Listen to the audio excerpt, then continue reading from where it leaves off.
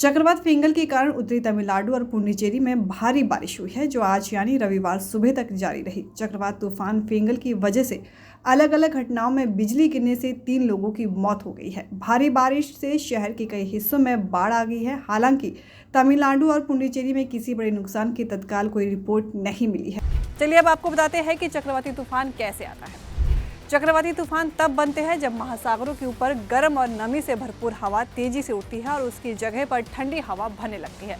ये प्रक्रिया एक चक्रवात को जन्म देती है जो निम्न दबाव क्षेत्र के चारों ओर घूमता है।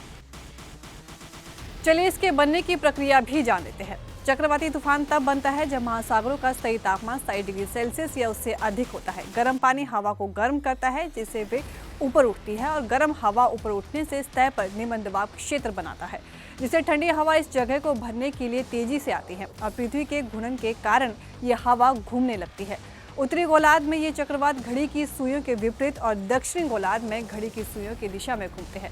समुद्र से लगातार वाष्पीकरण और संघनन के कारण चक्रवात को ऊर्जा मिलती रहती है, जिसे ये और मजबूत होता है। ये चक्रवात समुद्र की नमी को अपनी ओर खींचता है, जिससे भारी बारिश और तेज हवाएं चलती हैं। बता दें कि चक्रवात फिंगल भी इसी तरह बंगाल की खाड़ी के गर्म जल से ऊर्जा प्राप्त कर बना है और धीरे धीरे विकसित होकर खतरनाक रूप ले चुका है।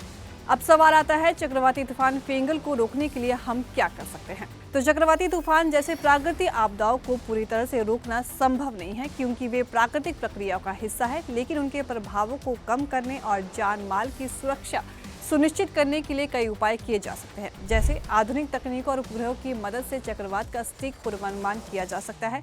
भारतीय मौसम विभाग नियमित रूप से अलर्ट और अपडेट जारी करता है।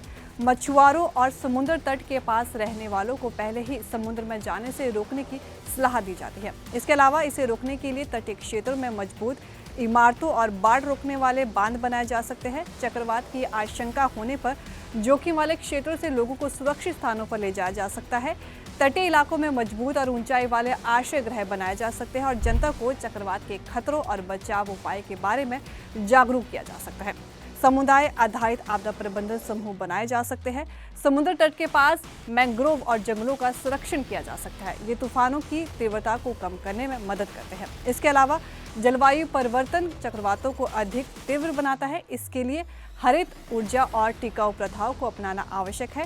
राष्ट्रीय आपदा प्रबंधन बल और अन्य एजेंसियों को प्रशिक्षित और तैनात किया जा सकता है। संचार प्रणालियों को मजबूत करें ताकि आपातकालीन सूचनाएं तुरंत पहुंचाई जा सके।